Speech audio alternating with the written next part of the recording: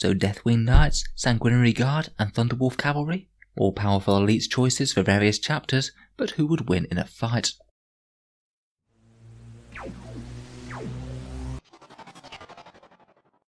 Hello and welcome back to Auspex Tactics, the strategy focused 40k channel, though today we're doing a bit more of a casual video. Rather than debating the utility of all of these units, we're just going to bash them all together and see who would win in a 1v1 fight. The new indexes and codexes for Dark Angels, Space Wolves and Blood Angels have all seen new units really come to the fore. Blood Angels Sanguinary Guard looking fearsome, Dark Angels Deathwing Knights looking near immovable with their inner circle rule, and Thunderwolf Cavalry have seen some tasty buffs for the Space Wolves. In this video we're just going to take an equally pointed squad of each and determine the victor by who does the greatest amount of average damage to the other two units. So let's start by meeting the contestants. First of all, we have a squad of 5 Dark Angels Deathwing Knights. They're 235 points, 47 points per model. They carry very scary Maces of Absolution, which are essentially thunder hammers that hit on 2s. They've got the new boosted Terminator profile with 3 wounds, and they also bear Storm Shields, so that'll be saving on a 2+ with a +1 to their save and a 4+ invul. On top of that, they essentially have transhuman physiology active all the time. The new Dark Angels Inner Circle special rule means that they'll never be wounded on anything better than a 4+. These guys are some of the tankiest elite soldiers in the entire game right now. Next up, clocking in at 240 points, we have 8 Sanguinary Guard armed with Onkarmin swords. These guys just got all manner of buffs when going into the Blood Angels index. First of all, they went up in attack, which significantly increases their damage output. They dropped 4 points. They have Angelus bolt guns, which are now 18 inches, assault 2, strength 4 and AP -1. And with the Blood Angels +1 to wound on the charge, those Onkarmin swords are pretty much anti-everything. Strength 5, AP -3, damage 2 weapons, meaning that they'll be wounding battle tanks on 4s and anything that's toughness 4 or less on 2s. These guys are just crazy efficient for their points, and they're at least reasonably durable behind a 2+ armor save as well, even if they do lack an invul that the other elites get. Finally, in the Fenris corner we have the Thunderwolf Cavalry. 60 points will buy you a Thunderwolf Cavalry with a Storm Shield and Power Fist, and now they've got 4 wounds, having a 2+ armor save and a 4+ invul is really hard to shift. I'd say Storm Shields are pretty much mandatory on there. I could easily have been persuaded to swap out some Power Fists for Thunder Hammers. I think the two are fairly well balanced for what you get. As Space Wolves, they get the +1 to hit in melee, and their wolves also attack with Crushing Teeth and Claws at strength 5, AP -2 and damage 1. Each wolf gets an additional 3 attacks with those, so it really helps them out against hordes and things. For the purposes of this contest, each unit will get to make any shooting attacks they can at the other unit before each unit charges in, and they get to fight a full round of combat, and the unit that does the biggest percentage damage to the other unit is the one that wins. For the contest I have let all the chapters be in their own unique assault doctrine for this. It will certainly help out Space Wolves and Blood Angels as they get a bit of a boost above the Dark Angels on this, but to be honest it's no bad thing for the Dark Angels either, as going from AP -2 to AP -3 is a major buff on those Maces of Absolution. In any case, let's jump right into it and pitch the Thunderwolf Cavalry up against the Deathwing Knights. So for the Wolves first, they get 12 wolf attacks which are hitting on 2s and get exploding 6s from their doctrine. That averages 12 hits, only 6 wounds because they're wounding on 4s due to the Deathwing special rule, and it translates to 2 failed saves behind their Storm Shields. Then we put the Power Fist to work. They get 13 Power Fist attacks, just under 11 hits, 5.5 wounds, and we're averaging around 2 to 3 failed saves for the Deathwing. Unfortunately, flat damage 2 Power Fists don't divide perfectly into 3 wound Deathwing Knight models, so their damage output is a little bit blunted due to the chance of overkilling miniatures. In any case, after all dice are down, the rough average is around about 6.8 wounds, or 45% of the Deathwing Knights dead.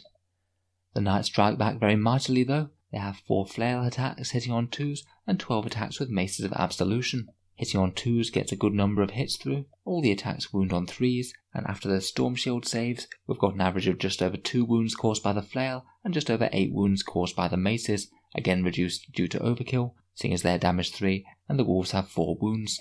Overall though, despite the Space Wolves' unique assault doctrine, the Thunderwolves are outclassed here, and they take down 65% of the unit, so it's a victory for the Lion over the Wolf this time round. I'm sure the Space Wolves won't be best pleased. Let's move on to round 2 then, where our same unit of Thunderwolves is assailed by a unit of Blood Angels.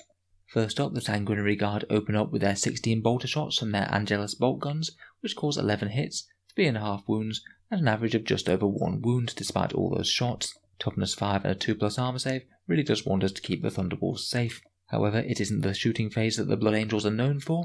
They have a whopping 40 attacks on the charge, 3 base, 1 for Shock Assault, and 1 for the Blood Angel's unique doctrine.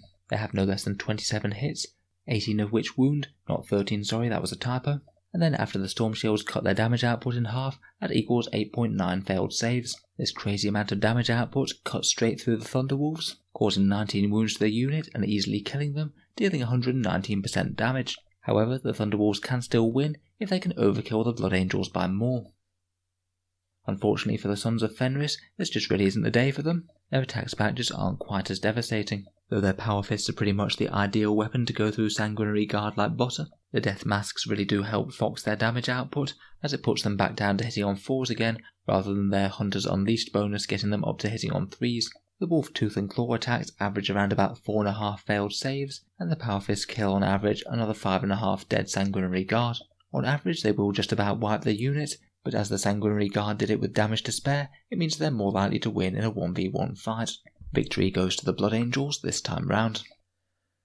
So time for round 3 then, the decider, who will win in the fight between the Angels of Death, the unstoppable force of the Sanguinary Guard, or the immovable object of the Deathwing Knights. Again, the Sanguinary Guard open up with a smattering of bolt shots, though it's even less potent than against the Thunderwolves due to 2+ armor that's +1 due to a Storm Shield. They only average 1 wound through.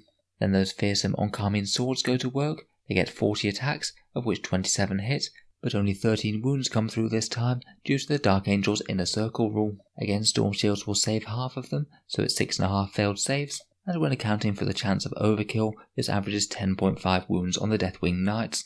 Overall, it's 11.5 wounds on them, or 76% of the squad being taken out.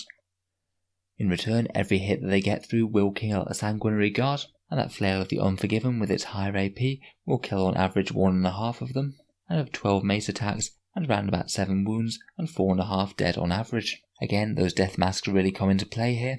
The Deathwing Knights do 11.8 wounds to them, or 73% of the 16 that the Sanguinary Guard started with. So very, very close there, but the Sanguinary Guard have won the day. Really not bad for a unit with such great mobility as the Sanguinary Guard have. Fly and +1 to charge really is likely to get them where they want to go. I know that this was just a fun little thought experiment, and it doesn't say anything about which of these units is actually better in game, though it has been quite interesting to take a bit of the temperature to see which units have some of the best damage output and durability when pitted against each other. One of the things that impressed me the most was that Death Mask special rule, which means that any sort of one-on-one combat situation, the Sanguinary Guard really have a big edge. Against shooting though, the Deathwing Knights are definitely far ahead in terms of durability. In any case, it's been good fun. Let me know what you think down in the comments below, and if there's any other similar 1v1 fight videos that you might like me to do on the channel. Feel free to subscribe if you'd like to see more like this, and if you have been enjoying my videos, I'd just like to mention that the channel has a Patreon page, which is down in the video description below. All of these videos do take quite a long time to make, so if you are enjoying regularly, then any support is massively appreciated. Channel patrons get a few different bonuses, such as being able to see certain videos earlier than anyone else, regular votes to see what sort of things happen next on the channel, and also an automatic entry into the channel's prize giveaway, which happens once a month.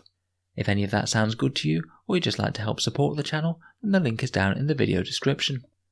In any case, a massive thank you for listening, and I'll hope to see you guys next time.